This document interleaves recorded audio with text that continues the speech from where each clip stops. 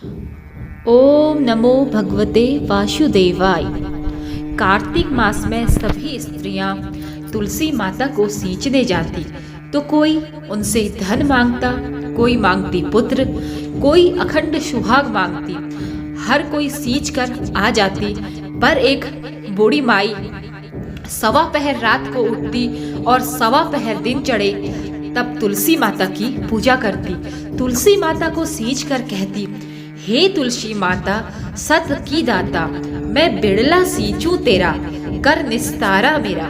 तुलसी माता बहू दीजिए, हे माता बेटी दीजिए, पोता दीजिए, माता लड्डू दीजिए, पीतांबर की धोती दीजिए, गहना दीजिए, घी का एक घड़ा दीजिए, मीठा मीठा खीर और पूड़ी दीजिए, दाल भात का भोग दीजिए, धन दौलत दीजिए, बेटा पोता को काम दीजिए, तुलसी को पता दीजिए, मुंह में गंगा जल दीजिए, सूरज जी की साख दीजिए, जल यमुना की नीर दीजिए, 11 को दिन दीजिए, मरुतो वैकुंठ में वास दीजिए, चंदन को काट दीजिए, मरु तब आप श्री कृष्ण को कंधा दीजिए, हर हर करते वैकुंठ जावे, रोज इतना कहकर आती थी।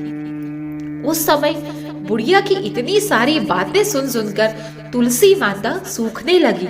तब भगवान ने पूछा कि आपको सभी स्त्रियां आकर उगाती हैं, सींचती हैं, आपकी पूजा करती हैं, तो आप फिर भी क्यों सूख रही हैं? ऐसा क्या हो गया है तुलसी?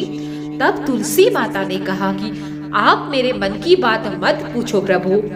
तो भगवान बोले कि अगर मैं नहीं पूछूंगा तो फिर कौन पूछेगा? तब तुलसी माता ने भगवान से कहने लगी कि एक बुढ़िया माई आती है और रोज इतनी सारी मन्नत मांगती है, पर मैं सभी मन्नत को पूरा कर दूंगी प्रभु, फिर भी मैं आपका कंधा कहाँ से दूंगी? तो भगवान बोले कि जैसा नसीब में होगा वैसा तो होकर ही रहेगा। आप सोचिए मत और हरे भरे रहकर फूलिए।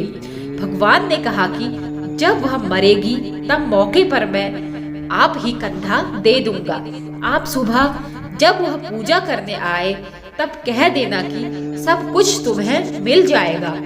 कुछ दिनों बाद वह बूढ़ी माई ठोकर खाकर रास्ते में गिरकर मर गई। पूरे गांव के सभी लोग आए और बूढ़ी माई को सभी लोग धर्मात्मा मानते थे। उसको तुलसी जी की माई कहते थे।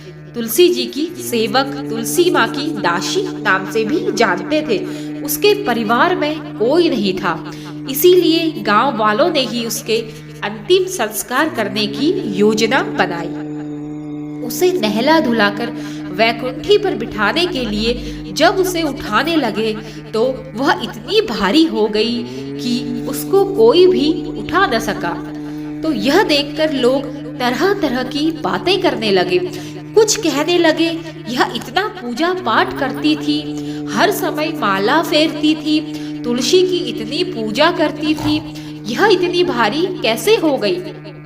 वहीं गांव में चर्चा होने लगी कि यह बूढ़ी माई कोई भक्ति नहीं करती थी, यह छल कपट करती थी, यह कोई धर्मात्मा नहीं थी, यह एक पापी थी जो कि किसी से भी नहीं उठ पा रही है। इधर भगवान ने सोचा कि बूढ़ी माई ने उम्र भर मेरी सेवा की, तुलसी की सेवा की और भक्तों की ऐसी निंदा हो रही है। तो श्री कृष्ण भगवान से देखा नहीं गया और वह एक बालक का रूप धरकर सभा में आ पहुँचे। वहाँ एकत्रित लोगों से पूछने लगे कि यहाँ पर इतनी भीड़ क्यों जमा है, जिससे लोग कहने लगे कि यह एक बूढ़ी माई थी जो कि मर गई और यह इतनी पापी थी कि इसका शरीर अब इतना भारी हो गया कि किसी से उठाए भी नहीं उठ रहा। तब वह जो ब्राह्मण के रूप में छोटे बालक आए थे, श्री कृष्ण का अवतार, वो एक बार बुढ़िया के कानों में कहने लगे। उन्होंने बोला कि मुझे बुढ़िया से कुछ कहने दो, फिर देखो ये उठती है या नहीं। तो सभी लोगों ने कहा कि आप भी प्रयास करके देख लीजिए। तब भगवान ने बुढ़िया के कानों में कहा कि हे बुढ़िया माई, देखो मैं आ गया। जो बुढ़िया पूजा करते समय शब्द कहती थी वह शब्द उसके कानों में कहने लगे, तू बिड़ला सींचे तेरा, मैं करूं निस्तारा तेरा। डोकरी माई बहू ले, बुढ़िया माई पोता ले, लड्डू ले पीतांबर की धोती ले माई, गहना ले घी का तू घड़ा ले, मीठा मीठा खीर और पूड़ी ले, दाल भात का भोजन ले, धन दौलत ले, बेटा पोता का सुख ले, तुलसी का पता ले, मुख में गंगा जल ले, 11 का दिन ले, चंदन की लकड़ी ले, श्री कृष्ण का कंधा ले। इतना सुनते ही बुढ़िया माई हल्की हो गई। भगवान ने बोला, आओ और उसको उठाओ। भगवान ने हाथ लगाया और बुढ़िया माई उठ गई। सबको यह देखकर बड़ा आश्चर्य हुआ। उसे खूब धूमधाम से ले जाया गया। भगवान ने उसे अपने कंधे पर लेकर चल दिए। पूरे गांव में बुढ़िया माई का चलावा बड़ी ही धूमधाम से निकला, जिससे उसको मुक्ति मिल गई और वह वैकुंठ में गमन कर गई। सभी लोग देखते रह गए और आश्चर्यचकित हो गए कि ऐसे कैसे हो गया। सभी लोगों ने देखा कि मुर्दा घाट तक जो बालक साथ आया था, लेकिन अब वह दिखाई नहीं दे रहा है। लोगों को यह समझते देर नहीं लगी कि वह साक्षात कृष्ण भगवान यानी साक्षात श्री हरि विष्णु आए थे।